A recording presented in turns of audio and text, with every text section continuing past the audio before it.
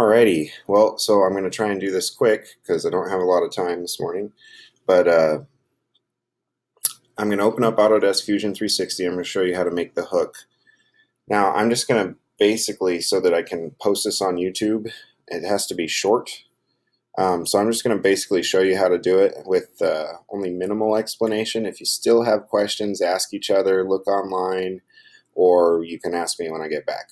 So I'm hoping that the whole thing here is showing this time. Hold on here,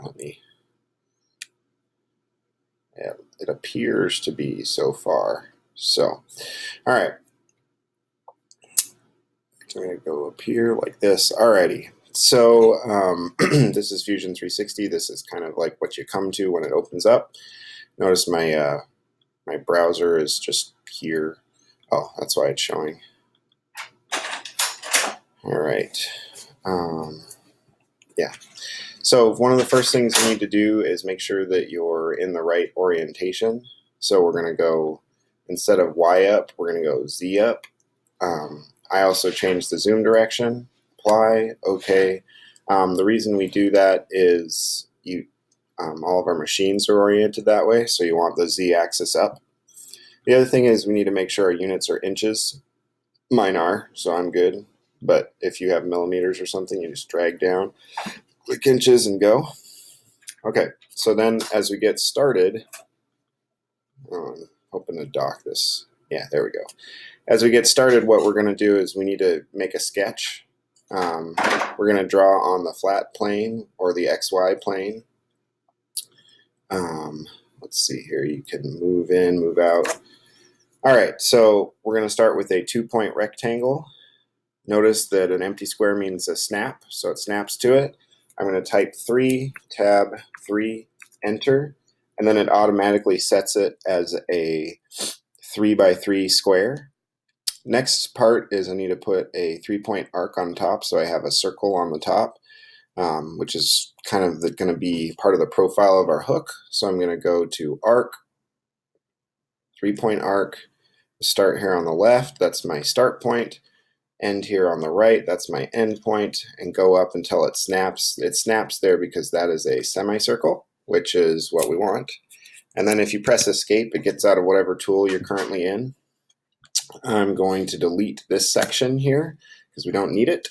And then I'm going to make an offset from this because we need, the top of the hook is going to have like a narrow section.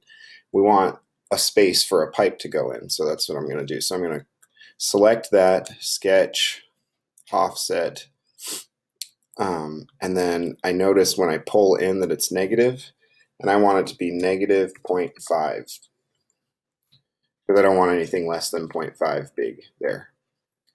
I'm going to get rid of this offset because I don't want it, but I am going to make a dimension. Okay, so notice I clicked that, so it's highlighted, and then press delete. Now I'm clicking on dimension, and I'm going to select this and this.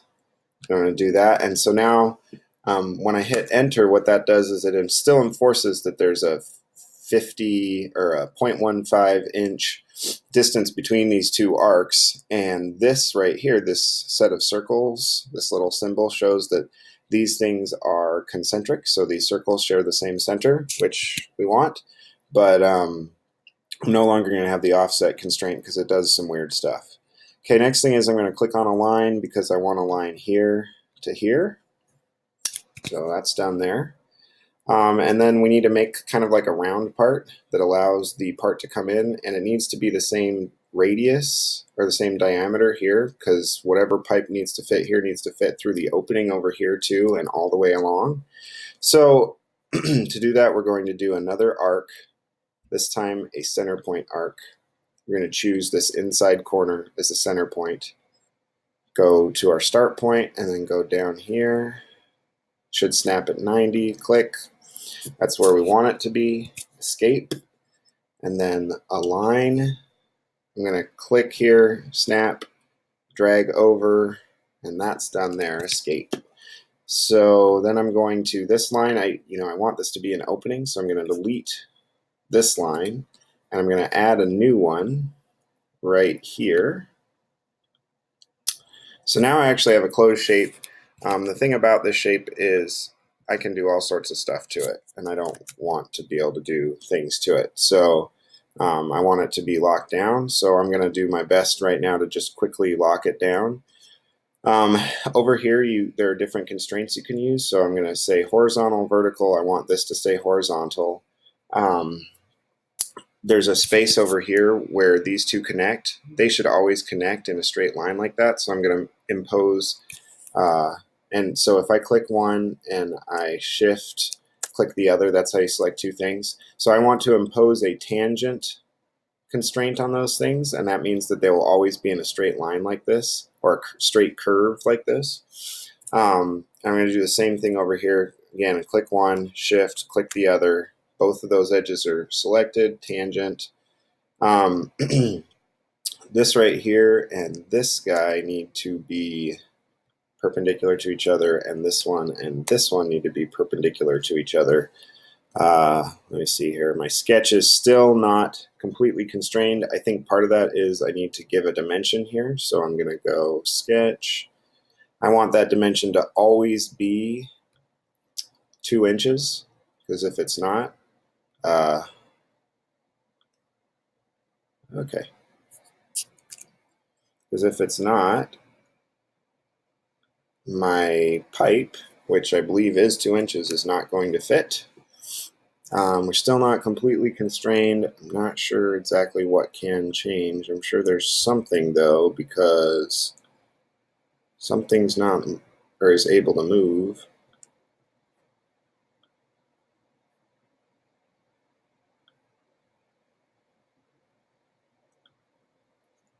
Aha, there we go. There's the up down. Let's see. So easiest way to do that would just be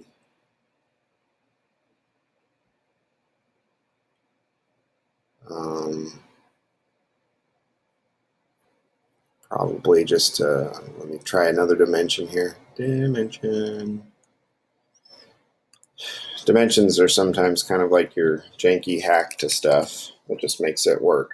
Yep. So now if you look here, notice that my sketch has this little red pin, and that means that it's completely locked down, which is what we want. So I'm going to stop the sketch, and now I'm going to do some extrusion. So if I click on the face, notice how it glows blue. And then I'm going to click this press pull, and we're just going to type in 0.25 because we've got 0.25 inch aluminum. Yay! So I'm going to click home. Wow, pretty. Look, 1/4 inch aluminum. I've got my hook. So pretty. Look, it's got 2-inch clearance here, 2-inch clearance here, 2-inch clearance all the way along here, which means that I could fit a pipe in there, which is what we want. Okay, so the next thing we need to do is make actually a new sketch. I'm going to click that face that I just extruded up so it's blue, and I'm going to do new sketch. I'm sure you're like, why, Mr. Booth? Well, we need to put holes through this because somehow this hook has to get bolted to something. So I'm going to go and I'm going to set a point. One of my things is I want to be sure that this point is in 0.5 inches from either side. So again, I'm going to use my magic bullet, which is dimensions. And I'm just going to go here like this. I'm going to say 0.5 inches. Yep. And then down here like this. I say 0.5 inches, and now that's completely constrained right there, like that won't move. Notice everything is locked down in this one as well. So I can just make my circle around it. We're going to make a center diameter circle. Click on the center, and then I'm just going to pull it out like that because I'm going to type in the number I want. It needs to be 0.196, which is a clearance hole for a number 10 screw. So we've got that.